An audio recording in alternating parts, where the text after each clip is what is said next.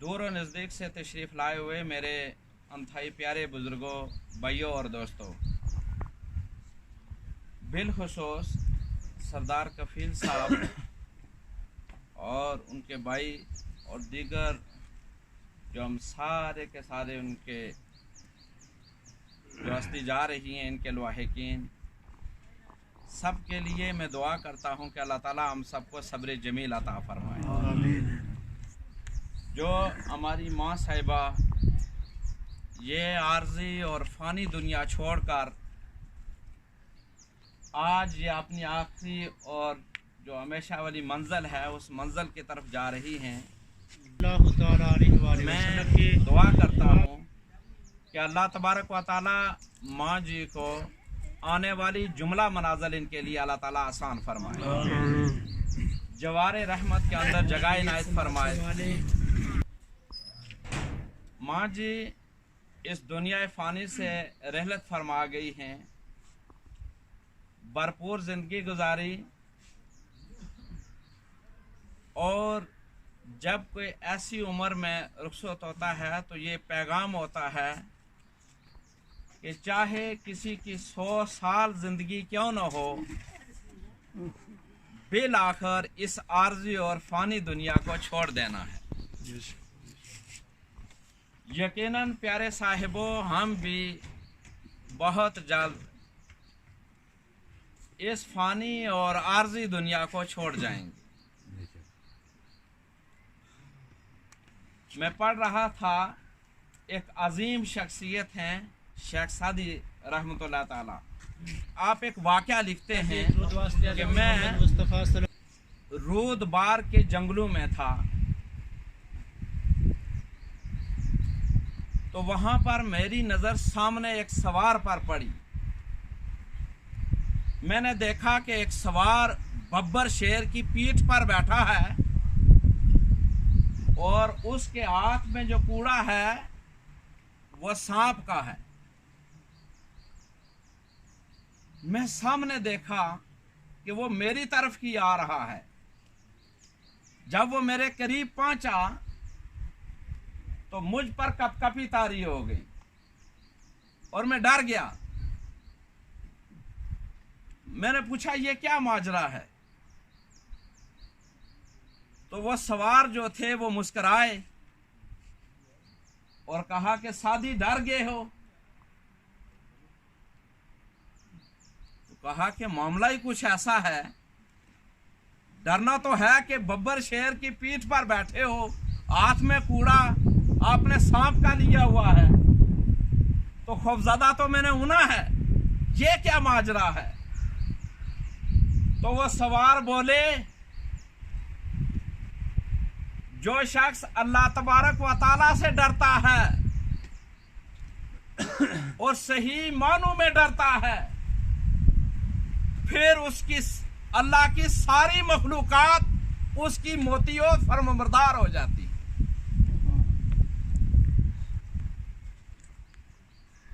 हम सारे के सारे ये इस बात पे यकीन रखने वाले हैं कि अल्लाह तबारक व ताला शारग से करीब है। सारे के सारे इस चीज को भी मानते हैं कि अल्लाह ताला हमारी नीयतों से भी वाकिफ है, इरादों से भी वाकिफ है, हमारे दिल में क्या चल रहा है उससे भी वाकिफ है। लेकिन फिर भी यूं लगता है कि जब हम झूठ बोल रहे होते हैं, बददियांती से काम ले रहे होते हैं, दूसरों के बारे में अच्छी राय नहीं रख रहे होते,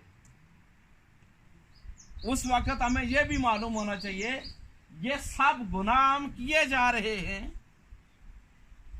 और उधर से यकीन यह भी है कि अल्लाह ताला शारग के करीब है।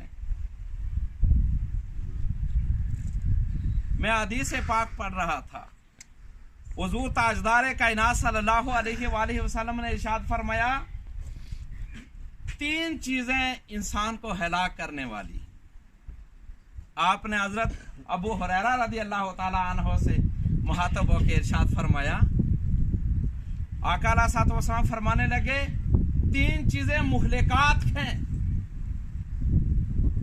जो भी इन 3 चीजों का इर्तिकाब करेगा वो हिलाक हो जाएगा।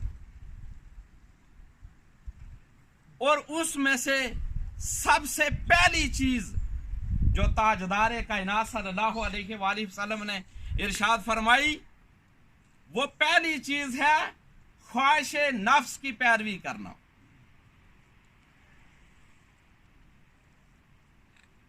हुजूर ताजदार कायनात सल्लल्लाहु अलैहि वसल्लम के गुलाम की शान ये है, आका ने फरमाया ला युमिनु अहदुकुम, तुम में से उस वक्त तक कोई मोमिन कामिल नहीं हो सकता हत्ता यकून हवाहू, यहां तक कि उसकी ख्वाहिश न हो जाए उस दीन के ताबे जो दीन मैं लाया हूं।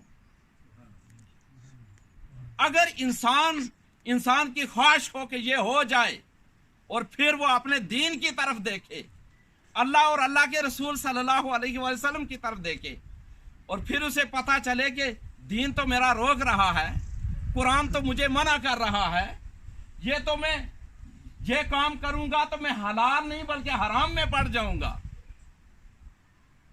अगर ये चीज उसे रोक देती है समझे वो हिलाक नहीं होगा। लेकिन अगर वो ख्वाहिश नफ्स की पैरवी किए जा रहा और इस 4 दिन की जिंदगी में जिसमें हमने बहुत जल्द जहां से रुखसत हो जाना है, इसको हासिल करने के लिए, इसमें कामयाबियां समेटने के लिए हर जायज और नाजायज काम हम अगर एक करेंगे तो प्यारे आका ने फरमाया कि यह चीज हलाक कर देने वाली। आका अलैहिस्सलातु वस्सलाम इरशाद फरमाने लगे, दूसरी बात यह है इजाबुल मरए बेनफ्से ही, बंदे का अपने आप को दूसरों से बेहतर समझना। ये चीज इंसान को हिलाक कर देती। हमेशा कामयाबी इसमें है कि दूसरों के लिए दूसरों को अपने से बेहतर समझे। जो दूसरों को अपने से बेहतर समझते हैं, अपनी कोताहियों पे, अपनी गलतियों पे, अपनी नादानियों पे हमेशा नजर रखते हैं, दूसरों की खूबियों पे नजर रखते हैं, वो कामयाब और कामरान।